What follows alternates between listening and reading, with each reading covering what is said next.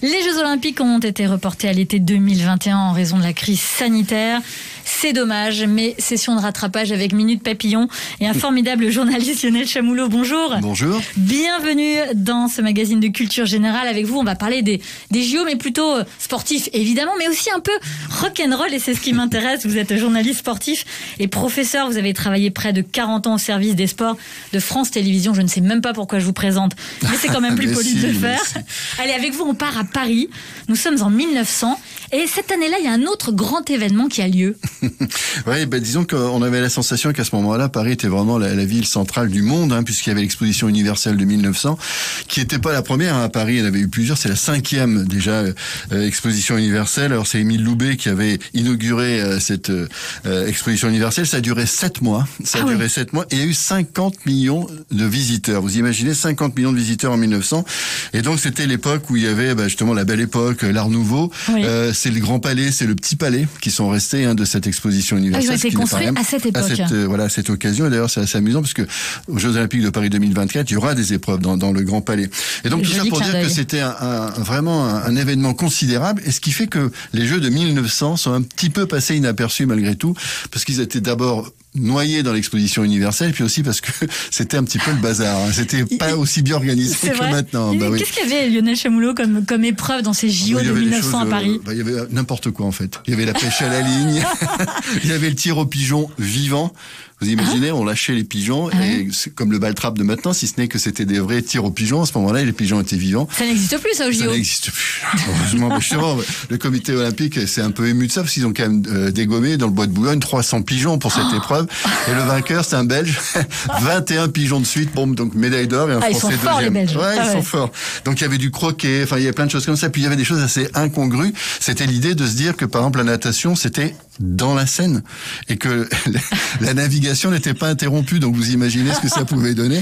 Et ces jeux étaient très bizarres aussi parce que ça a duré quasiment 135 jours. Donc on sait plus. Voilà, c'est combien de mois ça? 135 jours, je divise par 3. Enfin voilà, ça fait 4 mois et demi quoi.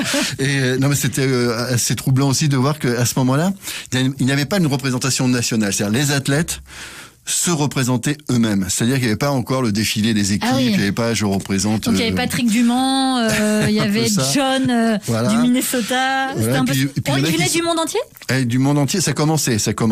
Alors c'était plutôt les pays occidentaux, évidemment, qui étaient là, qui avaient une tradition sportive, notamment bien sûr les anglo-saxons, mais avec quand même des choses assez étonnantes, puisqu'il y en a qui se sont inscrits dans des épreuves, sans savoir que c'était des épreuves olympiques. C'est-à-dire que, par exemple, on leur a dit, super, bravo, vous êtes devenu champion olympique ou championne olympique. Et dit, mais comment ça? Voilà, si, vous avez gagné, par exemple, la compétition de golf. C'est une femme qui a gagné cette compétition américaine, elle s'appelle Margaret Abbott, et elle a joué à Compiègne avec sa mère, elle s'est inscrite à une compétition, elle lui a dit, bravo, vous êtes championne olympique. Elle a dit, mais je savais même pas ce que c'était. Donc voilà, c'était quand même assez encore troublant de voir que ça commençait, parce que vous savez très bien, Pierre de Coubertin, qui avait relancé les Jeux modernes 4 ans auparavant à Athènes. Donc pour la première fois, Paris recevait ces Jeux, et c'était encore assez désorganisé, on va dire. Et donc il y avait le tir aux pigeons volants et vivants surtout. Enfin volants, oui, c'est leur métier, aux pigeons. Il y avait aussi l'aérostation. Oui, c'est le volley-ballon dirigeable en fait, un petit peu comme ça. Il y avait les courses automobiles, dans la rue en fait. Rien n'était vraiment fermé, organisé, avec pas de circuit, avec la circulation. Puis le monde qu'il y avait dans Paris, dans la mesure où il y avait en plus cette exposition universelle qui était vraiment très attirante pour l'Europe entière, voire le monde entier, qui faisait qu'il y avait vraiment un brassage de population assez conséquent. Le jeu de boules aussi, le jeu de boules, bon, pourquoi pas, ça c'était un peu la tradition française. C'est la pétanque, qui était là, oui, c'est une forme de pétanque. Il y avait énormément de sports d'ailleurs qui sont même pas des sports. Il y avait par exemple le saut en longueur à pieds joints, il y avait le saut en hauteur sans élan, enfin bon. La balle au tamis, ça je connais pas, c'est un ancêtre de jeu où on fait rebondir une balle sur un tamis justement, donc voilà. J'aurais été trop fort dans ces JO de 1900. Non, je pense qu'ils inventaient au fur et à mesure, peut-être aussi en se disant eux-mêmes, ceux qui organisaient ça, tiens, comme je suis pas mauvais dans ce sport, je vais peut-être le mettre au programme, comme ça je vais peut-être être champion olympique. Minute Papillon sur France Bleu, Sidonie Bonnec.